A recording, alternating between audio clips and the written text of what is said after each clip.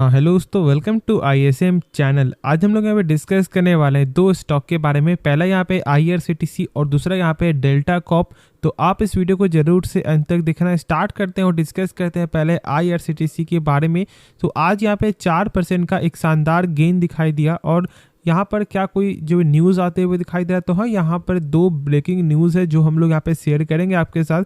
तो आप इस वीडियो को अंत तक देखो, फिर उसके बाद हम लोग इसका टेक्निकल भी डिस्कस करेंगे। तो देखो, जो यहाँ पे पहला जो न्यूज़ है जो यहाँ पे सबसे मेन है, क्योंकि यहाँ पर ऐसा ये माना जा रहा है कि जो आज जो 4% का गेन है, कहीं ना कहीं यहाँ पे भी ये वजह हो सकता है। क्योंकि यहाँ पर ये आपको जो अनाउंस क्या करता है, आपका ऑफर ऑन एयर टिकट, ठीक है। एक ऑफर ये यहाँ पे लॉन्च कर रहा है खास तौर से यहाँ पे एयर टिकट के लिए। और इनका पे ये बोलना है कि हम लोग यहाँ पे आपको जो है 1 जनवरी यहाँ पे आपको न्यू ईयर के दिन एक खास इनका यहाँ पे जो प्लान होगा वैकेशन के लिए। और साथ साथ यहाँ पे इनका ये भी बोलना है कि जो इनका कन्वीनियंस फ़ी है वो यहाँ पे नहीं लगते हुए दिखाई देगा 25 से 27 सितंबर के पहले, यदि आप कोई फ़्लाइट को बुक करते हो तो। ऐसा यहाँ पे ये बोलना था, ठीक है। और ये मैंने शेयर कर दिया। अब जो यहाँ पे सेकंड जो न्यूज़ है वो यहाँ पे ये है कि कल के दिन यहाँ पे आपका जो है 9 वंदे भारत आपको लॉन्च, मतलब 9 वंदे भारत को यहाँ पे ग्रीन फ्लैग दिखने को मिला। और ये हमारे देश के प्रधानमंत्री ने किया है। और कहीं ना कहीं यहाँ पे आपको ये भी एक मेन वजह यहाँ पे हो सकता है। तो मैंने दोनों चीज़ ही शॉर्ट में शेयर कर दिया, ठीक है। अब कोई यहाँ पे न्यूज़ तो ऐसे आते हुए दिखाई नहीं दे रहा है जो मैं आपके साथ यहाँ पे शेयर करूँ। और यदि हम लोग इसका यहाँ पर टेक्निकल डिस्कस करें तो देखो, मैंने इसे आपको 637 से मैंने बताया था कि आप इसके बारे में फोकस करके चल सकते हो। जब यहाँ पे स्टॉक ये ब्रेकआउट किया था, फिर उसके बाद मैंने बोला था कि देखो ये एक बार ज़रूर आपको यहाँ पे जो रिटेस्ट करते हुए दिखाई देगा, तब आप इसके बारे में सोच सकते हो। और जैसे यहाँ पे ये आपको रिटेस्ट हुआ, उसके बाद स्टॉक ऊपर ही जाते हुए दिखाई दे रहा है। और फिर मैंने 2-3 दिन पहले भी शेयर किया था कि आप यहाँ पर भी स्टॉक को फोकस करके चल सकते हो। और आज यहाँ पे आपका ऑलमोस्ट 18 से 19 पॉइंट का यहाँ पे गेन हो चुका है। सॉरी, यहाँ पे ऑलमोस्ट 26 पॉइंट का यहाँ पे गेन आपको हो चुका है। तो फिर कोई दिक्कत वाली बात नहीं है, निश्चिंत होकर आप यहाँ पे होल्ड करके चलो। टाइम लग सकता है, ठीक है, क्योंकि देखो सारा काम खत्म होने के बाद ही इनका काम यहाँ पे स्टार्ट होगा। और एक बार खुद से सोचो कि जब 400 वंदे भारत जब अपने देश में दौड़ेंगे, तो जो सारा जो यहाँ पे टिकटिंग का बिजनेस, ठीक है, ये सब कहाँ पे जाने वाला है भाई। सारा काम यहाँ पे यही होगा, ठीक है। और ग्रोथ यहाँ पे सारा कुछ यहाँ पे यही देखने को मिलेगा। तो निश्चिंत होकर यहाँ पे आप होल्ड करके चलो, ना कि डरो। डरना बिल्कुल नहीं है, जो है उसे होल्ड करो। और यदि आपने एक हाई प्राइस में स्टॉक को बाय किया हुआ है, जैसे कि यहाँ पे आप मान सकते हो कि बहुत से लोगों का जो एवरेज प्राइस यहाँ पे 1000 होगा, या फिर यहाँ पे बहुत से लोगों का शायद 900 भी हो सकता है, 800 भी हो सकता है। तो यदि आपको 650 के रेंज में यदि स्टॉक मिल जाता है, या फिर आपका 900 प्राइस है, तो आप अभी भी थोड़ा थोड़ा करके एवरेज करो। जब एवरेज नहीं करोगे तो फिर एक लंबा टाइम आप लोगों को बिताना होगा। अब देखो, यदि आपको जैसे ही प्रॉफिट यहाँ पे शो हो जाएगा ना, तो ऑटोमेटिक आप में पेशेंस आ जाएगा, ठीक है। आपका डर जो है वो यहाँ पे खत्म हो जाएगा। लेकिन जब तक लॉस रहेगा, कहीं ना कहीं आपका डर बना हुआ रहेगा। और जब मान लो कि अभी यहाँ पे चल रहा है 700 और आपका बाइंग लेवल यहाँ पे 900 है, और यदि आप एवरेज नहीं करते हो और स्टॉक का प्राइस जब यहाँ पे 800 जब यहाँ पे आ जाएगा, तो फिर आप सोचोगे कि काश मैं यहाँ पे एवरेज कर लेता। देखो, यदि आपके पास पैसा नहीं है तो फिर एक अलग यहाँ पे मुद्दा है, ठीक है, क्योंकि वो गलती आपकी नहीं है, क्योंकि वो आपका फाइनेंशियल थोड़ा सा यहाँ पे दिक्कत है। लेकिन यदि आपके पास पैसा है और उसके बाद भी आप एवरेज करने से डर रहे हो, तो फिर यहाँ पे लंबा समय बिताना होगा। ऐसा नहीं कि आप प्राइस नहीं आ सकता है, प्राइस तो आएगा ही, क्योंकि जो कंपनी फिलहाल यहाँ पे बिजनेस जो दिखाई दे रहा है, लेकिन टाइम यहाँ पे लग सकता है। बस मैं यहाँ पे यही बोल रहा हूँ। तो खुद से एक बार इसके बारे में जानना, समझना, उसके बाद ही कोई फैसला आप लोगों को लेना चाहिए।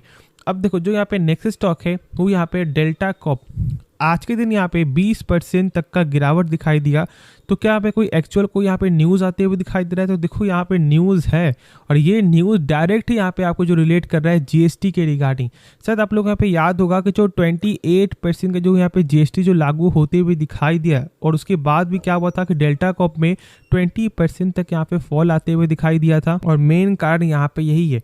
अब देखो, आज का जो यहाँ पे एक्चुअल न्यूज़ क्या है, उससे पहले हम लोग यहाँ पे डिस्कस करते हैं। फिर हम लोग यहाँ पे आपको ये जानेंगे कि क्या अभी यहाँ पे होल्ड करना चाहिए या फिर सेल, या फिर हम लोग इसके बारे में अभी सोच सकते हैं बाई करने का, यानी फ्रेश एंट्री का।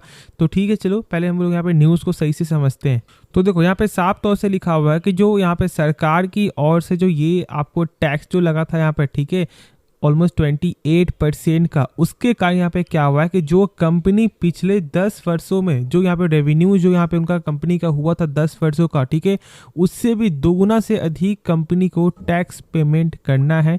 और यही एक्चुअल यहाँ पे वजह सबसे बड़ा निकल के आ रहा है।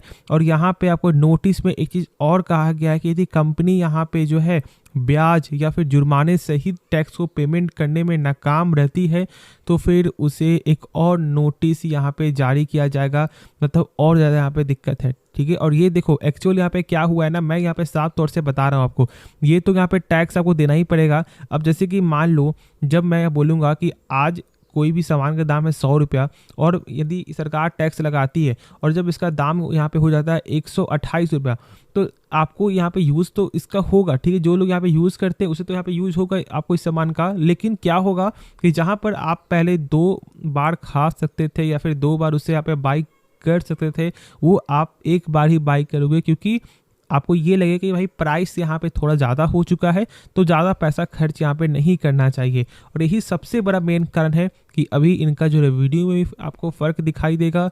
और अभी तो टैक्स के कारण सबसे बड़ा यहाँ पे फॉल्ट है, जहाँ पर स्टॉक का प्राइस था 300 और फिलहाल अभी आपको 50% से भी ज़्यादा यहाँ पे ये टूट चुका है। क्या करना है, क्योंकि बहुत से लोग यहाँ पे डर गए होंगे, तो मैं बता दूँ आप लोगों को यहाँ पर आपको बाई बिल्कुल नहीं करना है, ठीक है।